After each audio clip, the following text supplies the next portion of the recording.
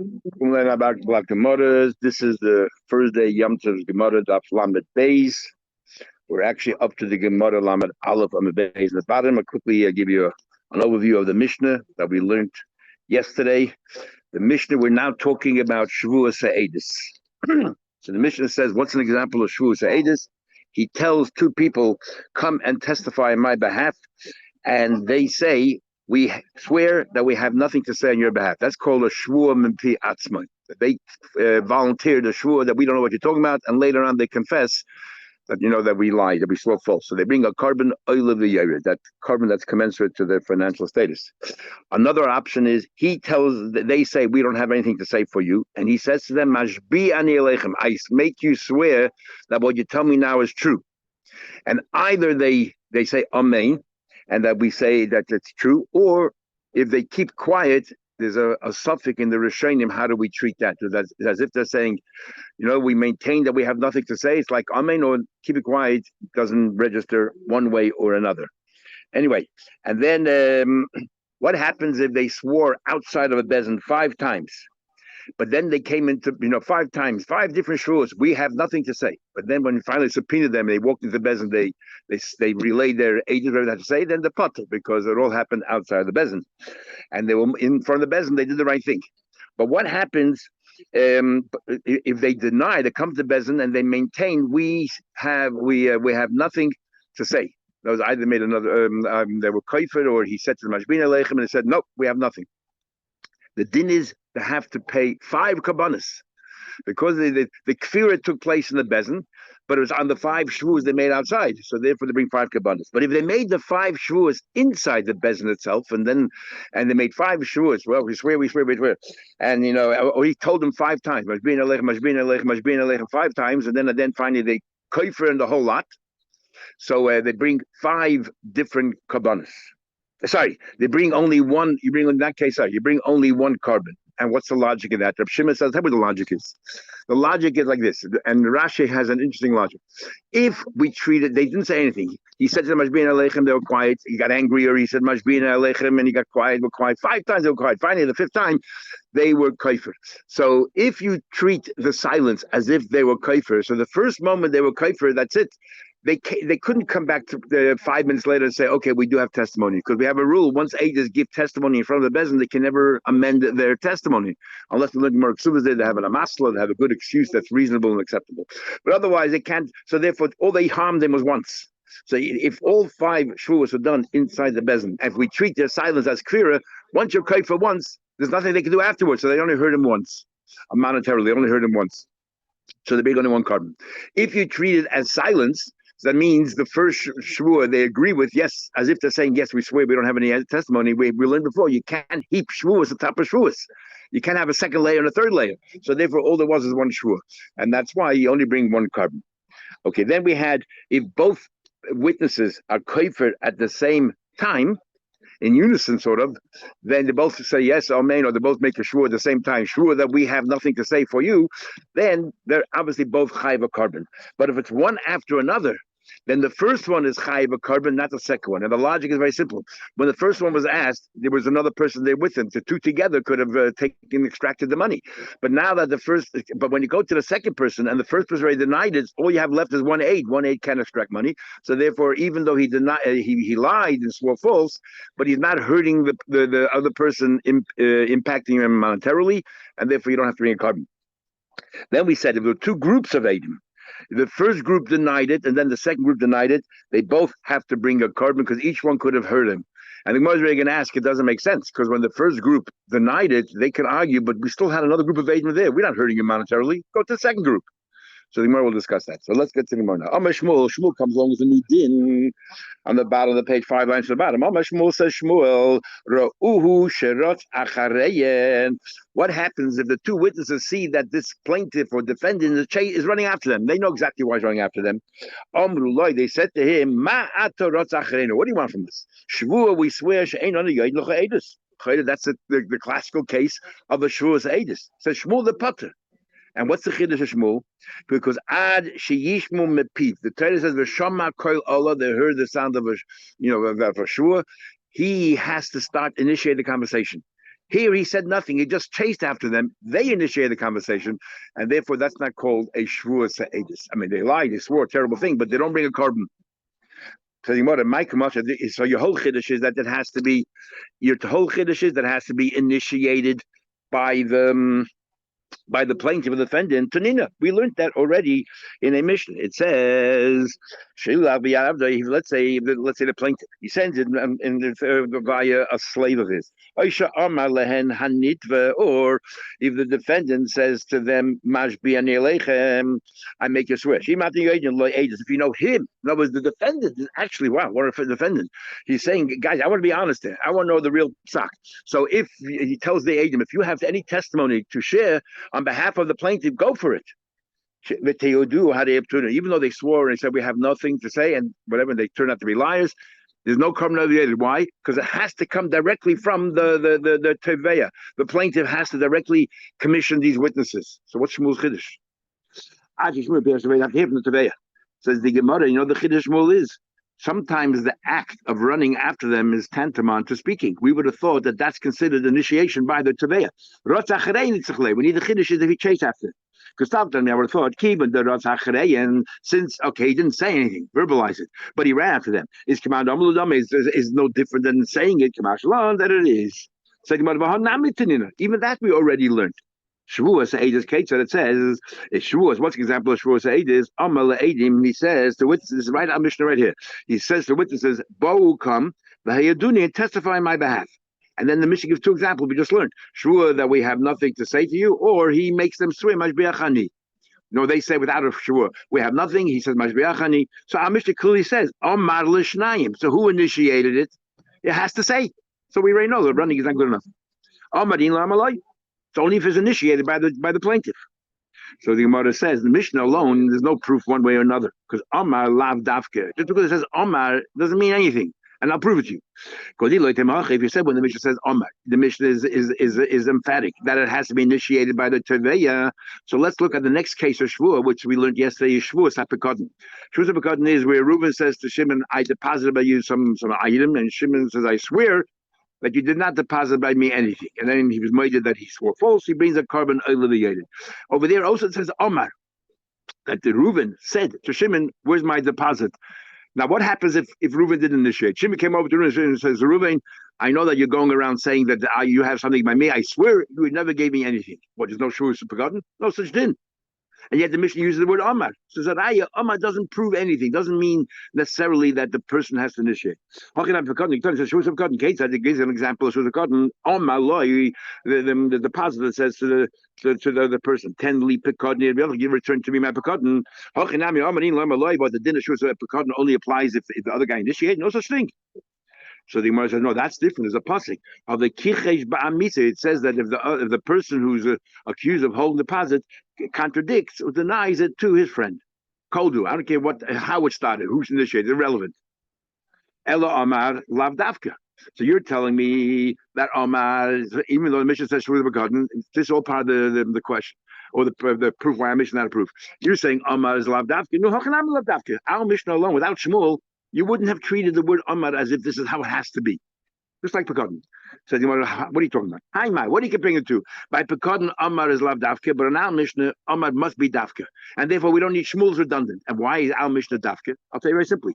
Why Taka does it say the word Omar by Pekadon? If it's irrelevant, why does it say it? You know why? Because since by Shavuos Ha'edus, the Mishnah had to say Omar, because it had to be initiated by the Teveya. So the next Mishnah, when it draws a contrast or parallels between Shavuos HaPekadon and Shavuos Ha'edus, so it starts with Amar as well. But if Amar is totally unnecessary, then why over here it says Amar? Don't say Amar either here nor there, and just say start straight with the Shavuot. Doesn't that prove that? So what do you need Shmuel for? Shmuel's redundant. If our Mishnah, when it says Amar, that's how it has to be initiated by the Teveya, then therefore it makes sense why over there it says Amar. And you can tell me Loy Amar. The Hasam Dafke, but Loy Amar the Dafke, neither place you really have to say the word Amar. Then Amar Amali. The Mishnah says, brevity is the most important thing. Why does it say the word Amar in both cases? Says more, that's no proof. You know why? Because that's normally how a conversation starts. Dilma, Urcha, the Milsa, Kamashala, nothing. He's just telling you this is what happened. This is how it works usually. Adim don't come to court. Oh, is there a court case going on? We want to give Adim. This is how it works. The one who can benefit from these Adim goes out, searches the Adim, and asks them to come forward. So this is what happened. No proof one way or another. And that's why Shmuel, Chiddush is a Chiddush. But you have to actually initiate the conversation. Otherwise, there's no Shavuos Eidos. In fact, Tanya Kavash the Shmuel. The Mishnahs we have no Raya, but we found the Braisa to support Shmuel. The Ra'u Shabacharei, and if they saw him running, like he's coming towards them, Amru Loi, they said to him, Ma'ata Ba'acharenu, why are you coming to us? So who initiated the conversation? The witnesses. Shvua, we swear to you, Shein on the What are you coming wasting your time? We have nothing to say. Clear. Why? Because they initiated the conversation. But the Ibn Chayavim, because there we don't care who initiates it. Clear. So support the Shmuel. Now the Mishnah said if you made him swear 5 times, but if he swore 5 times, or they just said 5 times, we swear we have nothing for you, leave us alone, you're pestering, we swear we have nothing for you. If it all took place outside the bezin, and then they walk into the bezin and they say that we deny that we have anything, the guy said mashbiachani, we deny, they chai 5 different kabbanis. Minolon. So first of all, yeah, but if he would have denied it outside the bezin, you bring nothing. So in other words, what do we learn from here? We said before it has to take place in front of a bezin, but now we're saying what has to take place in front of a bezin? Not the shvua, but the kfira. The denial has to be in front of a bezin, but the shvua can take place outside. And in fact, it's even stricter if it's outside, because then you'll bring 5 shvuas. Inside the bezin, you only bring 1. So how do you know that kfira be bezin hu de mechayve and achus bezin loy mechayve? How do you know that you're chayiv for the kfira in bezin and not chus bezin? You know how I know that Mushman Be'achedim? How do I know if the guy says Mashbi'ani Alecha, how do I know that it has to take place inside a bezin? Because it says in Pasuk, Im lo yagid, if the Edom have testimony to share, they don't really refuse to, they conceal it, they withhold it, but not Savoino, they carry a sin. Why?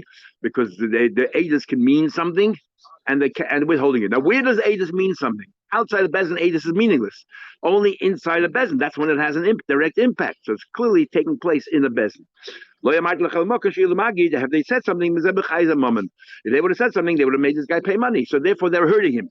So now it's interesting. Abaye never let his teachers go. Every time Yesa says something, Abaye challenged him, and now he got the just dessert. Every time Abaye says something, Papa, his student, would challenge him. Abaye, if he was around at the time. Abaye, following your logic, then l'chayda not only it says im lo yagid. If it says im lo yagid, we're not talking about the kfir denial, whatever it is. So l'chayda, even the shvua should be taking. Following your logic, the shvua should take place in bezin, and the shvua is outside of bezin shouldn't count. In other words, why are you limiting it only to the kfir, to the denial has to be taking place inside of bezin? Why did you also include the shvua itself? Needs to take place inside the bezin. Im lo yagid, the whole story. Im lo yagid v'nosavayim. That the shvua has to take place inside the bezin. So Abai said back to him, we had this a few times, exactly this thing. We have another pasuk that tells us clearly that you have to bring an asham le'achas mekolela, one of these, so there's more than one. If inside a bezin, we already learned you can't have more than one.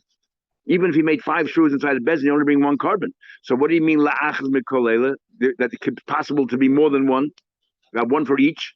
Must be the shvuas can take place outside the bezin. On the other hand, the kfir must take place inside the bezin. So much shvuas edus. Yeah. The Tanya, it talks about all of this. Yeah. It says that the whole thing of shvuas edus says he has to then concede that he swore false. So then you bring that the carbon oil of the yerid. So he says the time we learned la'achas l'chayv kol achas l'chayv be shvua. These hagadat the bezin. If you tell me what the shvua also has to take place inside the bezin, there's no more than one for any particular story. Because what now we just learned in the Mishnah, he's bi alein chamisha pamim bifnei bezin 5 times in front of bezin b'chofra. He denied it. One. And why? Amar Shimon matam. Why? Once you made the first shvua, that's it. You can no longer change. So you're not hurting any more than once. You only heard once. And therefore, how can it be la'achas v'koleila? It must be that you can make the shvuas outside the bezin. On the other hand, even lo'yagid has to be inside bezin, the kfira. And lashmam l'shvu chutz the bezin, kfira bid bezin. Okay, second but further, it says in the Mishnah, kafru shnei ka'achas chayiv, both of them denied at the same time, they are chayiv. I'm going to ask a question. How in the world can they both say it in unison and mamish together?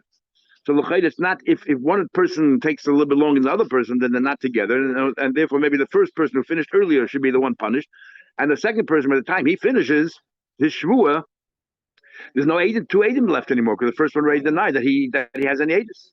So the second one's not hurting anymore. Oh, no, Chizah Hamanya, basically, Father, basically, we had more sukkah in other places. The Amar who says, the Efshel Samson, that you could be with Samson. Somehow you could be with Samson. He holds that you could be mitzamtzim. Rashi says the case is in the case of where a cow gave birth to twins, and that both male calves. We don't know which is first, so we learn it's a suffix, and you give one, and the crane can't maybe can't take it, could take it because we don't know which is the b'chayr. And he says no, efshel tzamtzum. It's possible that both came out at the same time, and therefore you chayiv a korban for both. Rabbi Yechon says. I feel the tamer Rabbana. Listen, we're not getting involved in this argument with something. We're not talking about it. Kigoin shekofru shnein betoich kedibur and betoich kedibur kedibur. We learned so many times that betoich kedibur except in a few places, like kedushin, avodah zarah, gush kedushin, gittin avodah zarah, more dorim. So, but otherwise, as long as toich kedibur within a very short time span, I will soon see how long that time span is kedibur dummy, as if they're together at the same time. So they're both edim. Even though one finished a couple of seconds after the other one, it's considered in unison. You think if they both walk in together, one of them speaking, No. We said to you, I mean, the Torah says to both of them, I make you swear that what you just said to me that so they or not Mashviach. They say they both say Shvua she'ein lach b'yadei or she'ein lanu. We have nothing in our hand. You can't swear on behalf of another person. So each one is saying it. Each one has to say it. If one person says it, the second person is putter because the first person already denied it. There's no two age anymore. You want to recharge both of them. They both have to be credible Adim and potential Adim. So they both had to deny it at the same time. But he says, Toikadim is considered at the same time. How many words is Toikadim? As long as it takes for a student to address his Rav. And how long is that? When he says either two opinions in the Shainim, Shalom Alecha Rebbe or Shalom Alecha Rebbe Umaydi. And some people say, this is interesting, you don't have this very often, that there's another version, is for the and how many words, no, the Rav does not say to Talmud Rebbe or Rebbe Amaidi. He just says Shalom Aleichem, just two words. That's how long Toikadim is. What is that? A second? That's all it is. So add the Amri Shvuah she'ein other yoy 6 words here, and so by the time they finish, Tuva have it. You know, we think right now that one guy starts, another guy sort of right away goes into the next one. Well, there's 6 words. There's no way you can finish it within 4, 3, or 2. It doesn't mean that you have to finish. It means you have to start within the Toich Kedibur of your friend, and then you can finish whenever you finish. And therefore, it's considered like one Adis. Okay, then it said, but if let's say the two witnesses, Reuben and Shimon, and Reuben swears first, I have nothing, and then a couple after Toich Kedibur, the second one comes along and says the same thing, then Harish and Chayiv Sheni Potter. Why is a Sheni Potter? Because by the time it came to him, there's no Adis left anymore. The first one already denied that he has anything to say. Our Mishnah does not follow Rabbi Lazar ben Rab Shimon. What's the story of Lazar ben Shimon? The time of the Braisa, Mashbiya Eid Echad. Rabbi Lazar ben Shimon holds that even an Eid Echad, I say, make you swear, but you have testimony for me. Now, what can an Eid Echad do? All he can do is make you swear. If an Eid Echad says Reuben, you're $100, Reuben has to swear that he doesn't. If Reuben claims he doesn't, it's that the Tanakhama says potter because there's no impact directly on money, no monetary loss. So even if he withholds the testimony, all you're doing is withholding a shvur.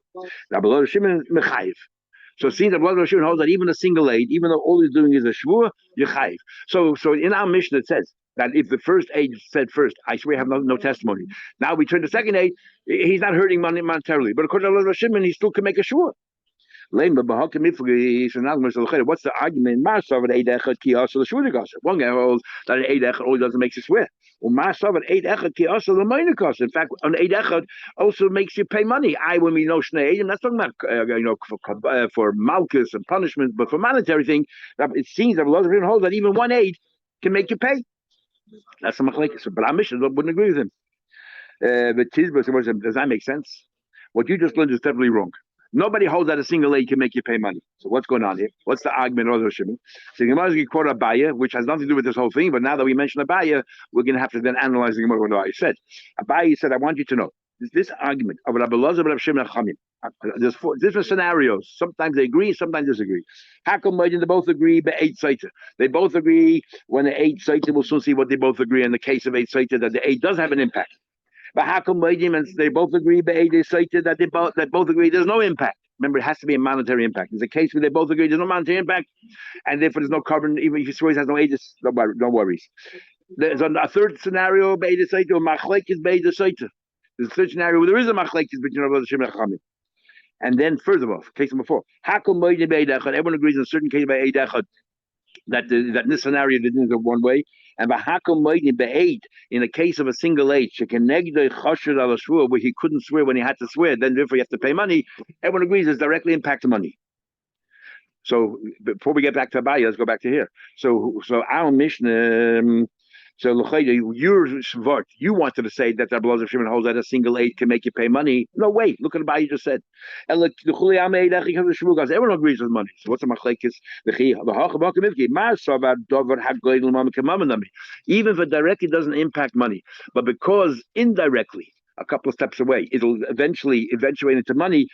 Then the Eid Echad is considered what do you call it? Is considered money, and you have to bring carbon over the Eid. It's too far away, too removed. It's not that he's making you pay money. The way some of the Acharayim learn in the beginning about Mitzvah, Chakira. When we say Eid Echad, it seems like this is the machlekes. When we say Eid Echad is Mechayiv Yeshua, right? Reuben owes Shimon $100. Eid Echad says Reuben yo Shimon, and Reuben denies it. The din is Reuben has to swear. But if Reuben can't swear, then he has to pay. So there's two ways of understanding what's going on here. One way of understanding going on is as follows. The Eid Echad's powers are only limited to making a shua. Then the Torah steps in. Okay, Reuben, you swear, you walk away free. You're exonerated. But if you don't swear, then we're going to put a new levy on you. You pay the money. So the Eid Echad has no connection, direct connection to the money. The other way of learning on is no. An Eid Echad also makes it pay money. But the Torah says, you know the difference is between an Eid Echad and two Eidim? That a two Eidim, you have no way out. You got to pay. An Eid Echad, there's two ways of paying. One way is paying the money. The other way is swearing. Torah says swearing is good enough. It says if you paid. So the Eid Echad is impacting directly the money, even though it's a Goyim Lamaman because you can get out of it. But there's a direct link between the Eid Echad and the money. And that's the machlekes of Shimon and Chachamim. Now the Gemara says, "Gufa, let's analyze Abaye." What Abaye says, Abaye says, "How come Moedi made Saita?" What's the case? We'll go through each one.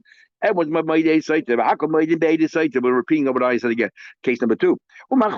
Case number 3 is an argument about the Shibachamim. Case number 4, how come Moedi made Echad? Case number 5, how come Moedi made 8? You can the Chashal Shvu. Now we'll go through each one. How come Moedi made Saita? What's the case? Everyone's Moedi made Saita Chayiv. Everyone agrees that the Eid Echad is impacting directly on money. What's the case? The Eid Tumah. We learned in Gemara Saita. You know, you need two Eidim to warn your wife that you don't be in solitude with that person. That's called Eid Kinun. But then, according to one Tana, if there's one Eid that comes along and says, "But Stira, after you gave them that warning, I saw them alone," then that's grounds already to believe, even though it's a single Eid, but the case of Eid and that means there's no two Eidim. But here's one Eid there is, then she's definitely Tameh, which means that if this aide would volunteer that information, she can no longer live. She's definitely tameh, and she forfeits a ksuva. By withholding information, he directly is impacting the money of the balabas. So he brings a carbon. If he swore, I have no testimony for you. The Rahman and the Torah believe a single aide in this case. The Chibit says the aide but if there's one aide, then you are then she's tameh. That's it. So that's case number 1. Everyone agrees direct impact on money. Case number 2. Where everyone agrees there's no impact on money. How? What happens? A single aid comes along and says that the husband made kinui. No kinui, there's no impact yet on money. It's too many steps away. Then you need another aid. Then you need to aid him for the stira, and then you need whatever it is, and then it's too far away. Even Rabbi Shimon says in this case there's no impact directly on money. No impact on money as well. Because even if Eid Stira come along afterwards, still there's no money involved. It's only if she then, because she can drink, and then she has to, only if she's intimidated and she decides not to drink, that's too far away. Then she walks away and she loses the ksuva. That's too far away. Even Abu Hashem said that's not called impacting money. What's the machlekes? Here's the machlekes. Be'edei soite, be'edei stira. The machlekes is, this is the Shimon Chachamim, that let's say two people come along. We're talking about the a date. They came along and said, "We saw her stira. We saw her stira." Now, what's the next step? She could drink the water, and then she's proven innocent. She walks away, but she could be scared. She thinks, "Oh, the water doesn't know how to discern whether I'm innocent or not," and therefore, because she's scared, she'll walk away, and she loses her ksuva. That is not directly affecting money because this Aedis itself doesn't make her pay money or lose a ksuva. She has another step. That's a machlekes. You're a goyim lamama. Well, how do you treat that? This is a goyim lamama directly, because if she decides she's too scared, she'll lose a ksuva, and you're holding back the Aedis. Her husband has to pay it out. What's the next case? Everyone agrees. If the person who has to swear can't swear, then and also other cases, what's the story going on here? The case of Abba, we'll see what's going on. There's two cases there. One is the din is if somebody cannot swear, then we take the shvua. And in other words, always the din is you shvua and you potter. We don't find the shvua of a noitel, shvua and you take money. The person who's being claimed from, he can swear and walk away. But what happens? That person's a gazlan, so he has no credibility. We can't make him swear. Then we say, you know what? We'll transfer the shvua from this person back to the taveya. You swear the noitel and you take. Okay. So what happens here? Okay, I'll go through these two cases. The choshed man. What are you talking about? Who's choshed? The choshed the bar who has to swear, I don't owe you the money. Is we suspect the Malva says Yasis as hadadli. The Malva turns around today. You come along and say Reuben owes you money. He'll have to swear, but he can't because he's a ganef. So then I will swear and I'll take the money, and you're causing me a direct, you caused me a loss of money. So have the Mishtaban, I would have sworn he's going to take it. So the it's impacting money. Why do you say that everyone agrees that it doesn't? Malay, you know why? Because the aide could say to him, Miyema de Mishtabet. And therefore, in this case over here, Rabbi Loza ben Shimon, why? Because how do I know that people don't like swearing? How do I know? It's not a guaranteed. When is it guaranteed? If I said something, as a result, he would pay money, and now it doesn't. Here, if you decide not, there's one more step that has to happen. You need to swear. Not everyone's ready to swear. So I'm only a goyim l'mammon. I didn't cause you direct loss. I caused you an indirect loss. Because maybe you wouldn't have sworn and you wouldn't get anything, a cent. Indirect loss. That is the machlekes, Rabbi Lazar, but Rabbi Shimon and the Chachamim. According to the Chachamim, he's part of Shavuos Daf, and according to Rabbi Lazar Shimon, you're chai, because if you're only one step away, you're a goyim l'mammon. That's as if that you, according to Rabbi Lazar Shimon, you impacted directly in money. Okay. But everyone agrees. What's the story there? This we had in Babasa, the Lamadal in Chesabati. Hogavra, the person is called this sugi is called Nascha de Rababa, the piece of silver from Rababa. The person the Nascha Mechabre. So that a person stole a piece of silver from his friend. We didn't know he stole. He took without permission. Also, that guy took the gazlan, or the person who accused, to the Rabami. How the Yosef Rababa happened to be there.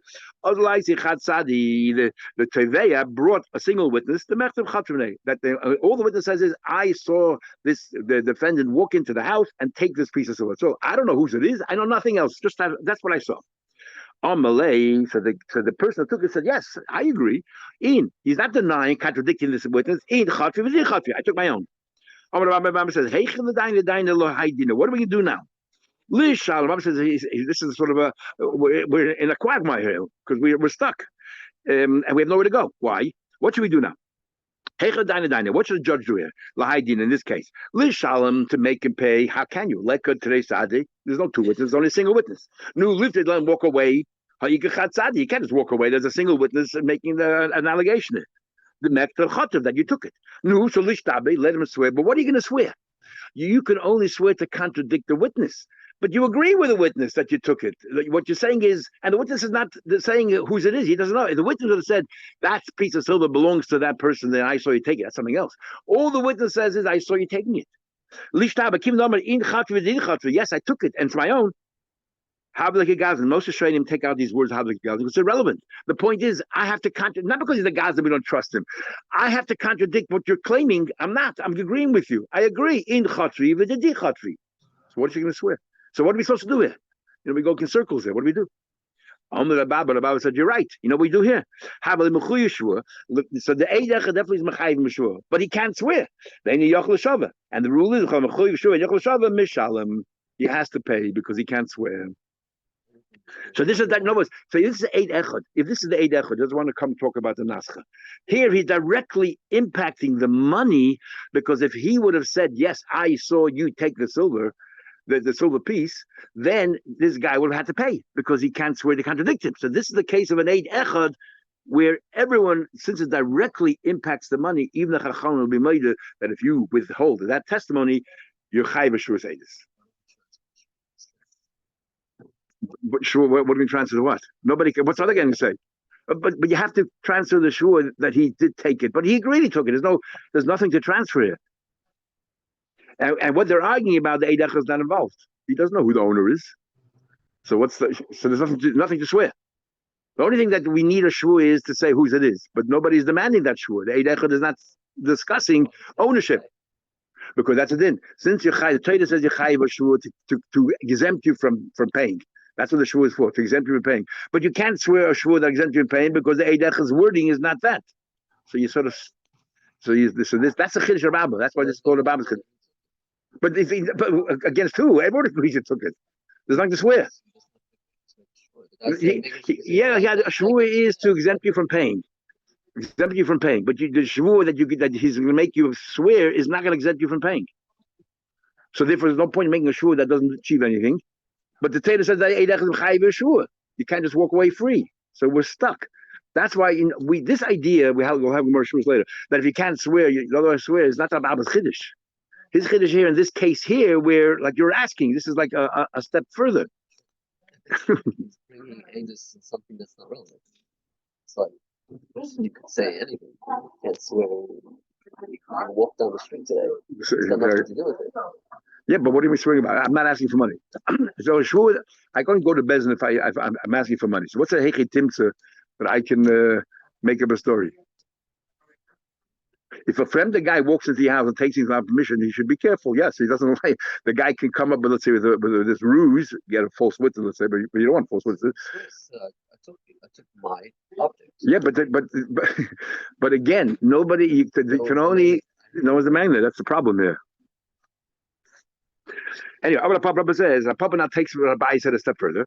Everyone agrees when it comes to Eid Misa, a woman there is an aguna, and she wants to be free from her husband. Shehu chayiv. Everyone agrees that if he has testimony, he's chayiv. Because if you come forward and say your husband is dead, then she would collect the ksuva. And now, by you withholding her, forget about the fact we're talking about it has to impact money. We're not talking about now about she can get remarried or not. It only impacts money. So therefore, since it impacts her ksuva, so you're directly impacting her ksuva. That's one case. And now we'll explain himself.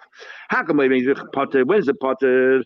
The amaloladidah. Let's say he told her outside of a bezin. He said to her, by the way, I know your husband for fact is dead. Now, remember, this is an exception that a woman can come forward and say, my husband's dead, we'll trust her, because we have a rule. Isha daika uminsabah. She'll be very careful, because what happens when the husband comes back, then she's married to a second person, she has to leave, can't go back to her husband, her children, mamzaydim, she's risking too much. So we trust that she did her due diligence, and therefore we trust her. So if the Eid Echad told her that you're a free woman, she doesn't need him anymore because she, based on that, can go to Bezin and do her own testimony, so he's not impacting her. So he says, the time if a woman comes to court and says, my husband died, so she can marry Mez Bailey, my husband died, so be there. So therefore, in that case, the Eid isn't her at all. You can get something else. But we're hakom the be Mr. Chayiv. You know, when everyone agrees with Chayiv, he withheld the Eid, didn't tell her, didn't tell the Bezin nothing, and he can help her out, get her ksuba. So you might ask a question. Before the takanas of goyim, a ksuba you can only collect from property. We know there's a takana from goyim that a ksuba you can collect also from metaltlin, but at that time only property, because a woman will not be soimer das. Metaltlin is here today and gone tomorrow. It's portable. I'm saying karka stays here forever. So a ksuba is karka, and yet it seems from here that a shavua, and normally we don't tag shavuos to karkas. From here, from the papa's chiddush, we see here that if an Eidus knows Eidus about karka, also we have a din of carbon oil of the year. Till now we thought it was only talking about monetary things or portable items. Isn't it shmamina must be a karka chayv? There's no eye for the papa. It's a big chiddush. Why? You know why? Because Dilma the Tvisa Metalta. We're talking about a case where she received some kind of security from her husband, which was metaltlin. And the question is, can she keep it or not? So we're talking about metaltlin. That's what he's saying here. Then the Mishnah said, "Kafir echad b'echad." There were two cases. That one aide said no, and the second aide also said no, but afterwards. And therefore, the second aide doesn't have to pay. Why? Because by the time he swore, You know, by the time he swore, there was only two Eidim left. Then the Mishnah said that the first guy denied, the second one said, yes, I have Eidim, he is Potter. Now, isn't that obvious? If the second guy denied it, you tell me it's Potter. Why? Because he didn't really impact, it didn't cause any monetary loss. Surely if he said, I do have Eidim here, I'm ready to give it, of course he's Potter. What's going on here? Both tonight. And the second guy is Potter. Why? Because it's not really hurting him. One guy denied, one guy made it Biboya.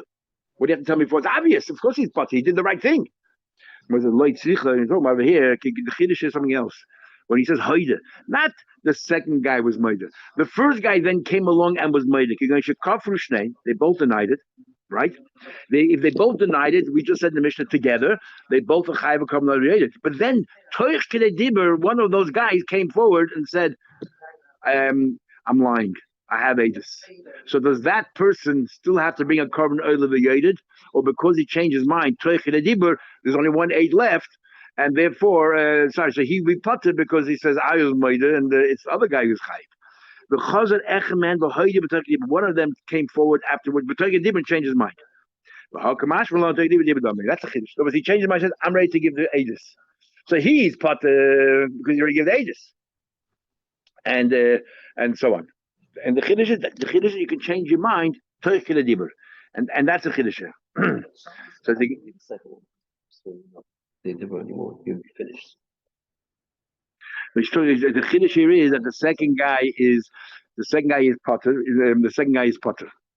But the main chiddush is that Toich Dibur can change your mind. Right, the Gemara. That's the chiddush. If so, that's a question. So Rab Chizda, who learned the first case in our Mishnah, it was the Mukla who could how can both be speaking in unison? Is talking about Efshel with Tzamtzim, so we know nothing about Toich Dibur. So say Toich Dibur. Over here also will apply the rule Toich Dibur that you can say together or change your mind as long as Toich Dibur. Rabbi Yochanan, if Reisha Toich Dibur, you tell the Reisha how do you learn when both come together within Toich Dibur each other? So say for Toich Dibur, Tatlan only two cases for. It's teaching the same din of Toich Dibur. You could say something, change your mind. No, I would have thought I would have thought Toich Dibur only works. They're both on the same page. First guy denies, second guy denies. As long as Toich Dibur, that's considered to appear two. But if one guy was kaifer, then he was made afterwards, who's going to change your mind? A malay commercial, that's also considered Toich Dibur. Then they just finished the Mishnah. If two groups of Eidim, the first group denied it, and then and what? They're both chayiv. Now the question is, why would the first group be chayiv? When the first group says, look, when we denied it, we didn't hurt you. We didn't want to get involved. We knew you were two other Eidim out there, and they can help you out. So we weren't harming you. I understand the kafla, the first one already denied it. They're the only ones left. They're hurting him. Amaya. Okay, Mashiach, you're still there. And that is what happened. There were two groups of Eidim. But group number two, at the time, when group number one say the Eidim, when the first one was denying the Eidim, they were useless. You know why? Their two wives or sisters, so they were brothers-in-law. So they couldn't come and testify. Or could others say him, their wives are the sister of the Teveya. It's not really the case of two Eidim. 1 second. But when they're saying where the women would die, both wives were dying. Both wives were dying, or one of the wives were dying, depending which particular, and therefore they were no longer going to be relatives, and they can come forward and testify. So at the time when they testified, the second group was there was no second group, so they are hurting. And then the second group came along, their wives died, so they could testify. So what's the chiddush? And then of course, at the time they were the only group. Of course they're chayiv. Nay, I would have thought the rave goyis misa. I would have thought that most goyisim die. So therefore, the first group cannot use an excuse. We thought there's no second group. You knew they'll be available in a very short time because the rave goyis misa.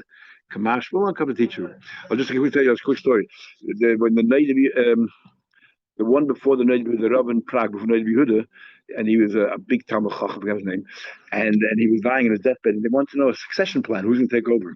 And yeah, they kept on losing him. Finally, he was lying there in bed and he was dying. They come over to him and says, "No, who should we appoint?" And he says, "Chashen Rab Meir." Then he passed away. So first they thought that maybe there's somebody called Meir that they have to look for. So they made a big search, worldwide search for Rab Meir. No Rab Meir came forward. So then they said, whoever can come and tell us what these last words of our Rav was, Chashen Rab Meir, will come the Rav of Prague. The Yudin was a very young man. And there's a person that called Zorach Edlitz, who's a big, very, very wealthy man, but also a big Talmud Chacham, and he thought that they'd come to him. He said, well, it's covered. Nobody liked him. So he came in, and they said to him, the test, the first test, the hurdle is, tell us what he meant by Chesed Lameir. This is a very poshut. He was saying, why are you nudging me? Now leave me alone. Because you thought I'm dying. I'm a goisis. And Reiv goisis in limisa, right? Most people who are lying in the death throes are dying. So therefore, it's time to ask me. But the mayor says chashin lemiyuta. And the me of the people don't die. So maybe I'll still live. Give me a hope. Say, instead of assume I'm going to die. And therefore, leave me alone. And then ask him your question. He got the job. But that's the story. Okay, have a good Yom Tiv. Mitzvah Yom Tiv.